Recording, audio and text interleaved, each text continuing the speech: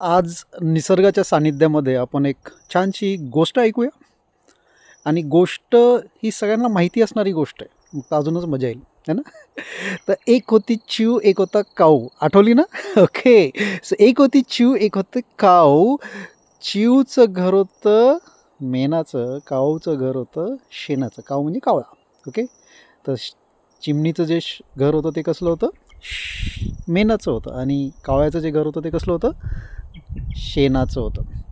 दोघं आपापल्या घरामध्ये व्यवस्थित राहत होते. पण धो पाऊस चालू झाला. धो पाऊस चालू झाल्यानंतर काही क्षणातच कावळ्याचं घर गेलं वाहून.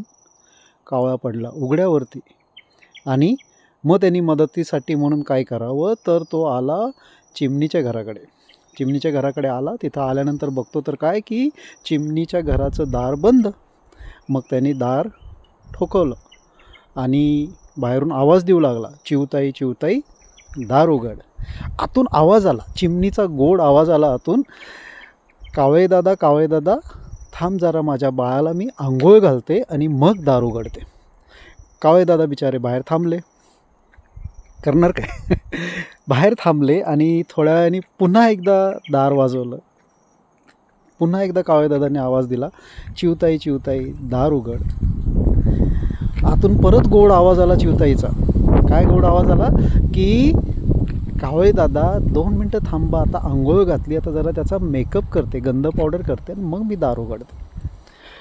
कावळे दादा थांबतात आणि परत अंदाज लावतात, आता मेकअप करायला किती वेळ लागणार आहे, त्या हिशोबाने थांबतात आणि थोड्या वेळाने पुन्हा एकदा दार वाजवतात. पुन्हा दार वाजवल्यावर पुन्हा तसाच आवाज, चिवताई चिवताई दार उघड. चिवताईचा परत गोड आवाज येतो, थांब जरा कावळे दादा, मी माझ्या बाळाला थोडंसं खाऊ घालते, त्याला भूक लागली.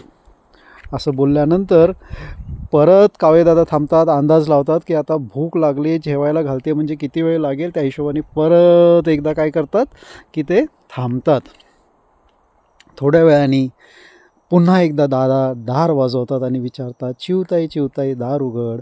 आता मात्र चिवताईचा आवाज थोडासा बारीक असतो, नरम असतो. म्हणते, कावळे दादा थांबा जरा, मी माझ्या बाळाला आता झोपवते आणि थोडा वेळ दार वाजवू नका, त्याची झोप मोड होईल. कावळे दादा आता हताश होतात आणि सगळ्यांना माहिती आहे, थोड्या वेळाने कावळे दादा निघून जातात. बऱ्याच वेळाने चिवताईला आठवतं, की अरे कावळे दादा बाहेर होते, तुम्ही त्यांना बघायला पाहिजे. आता ही स्टोरी आपण इथंच थांबूया, कारण याचा पुढचा भाग आपण नंतर बघणार आहोत. आता आपल्याला स्टोरीतून शिकायचं काय. आता ही चिमणी आणि हे कावळा म्हणजे कोण, तर चिमणी म्हणजे आपण स्वतः, कावळा म्हणजे आपल्या रोजच्या लाईफमध्ये येणारे डिस्ट्रॅक्शन.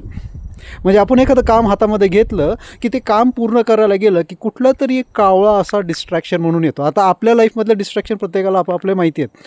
उदाहरणार्थ काही लोकांचं डिस्ट्रॅक्शन असू शकतं मोबाईल, व्हॉट्सअप, इंस्टाग्राम, फेसबुकचे नोटिफिकेशन, असे अनेक डिस्ट्रॅक्शन्स असतात. मग या डिस्ट्रॅक्शनपासून जर लांब जायचं असेल तर या चिवताईकडून शिकायचं. त्या चिवताईने काय केलं, की तिने पहिली प्रायोरिटी तिच्या कामाला दिली. आता काम म्हणजे ते बाळ म्हणजे आपलं काम. आपल्या कामाला कसं बाळासारखं जपायचं. जर का आपण ते आपल्या कामाला बाळासारखं जपलं, त्याला जर का प्रायोरिटी दिली, तर ते काम पूर्ण होणार. हे मी तुम्हाला स्टोरी सांगत नव्हतं, तर हे basically how to deal with time management, how to deal with priorities, त्याचं एक क्लासिक एक्झाम्पल होतं. मला माहिती आहे तुम्हाला सगळ्यांना आवडलं असणार, आणि आवडलं असेल तर त्यातलं काय शिकलात हे कमेंटमध्ये नक्की लिहा. Thank you so much.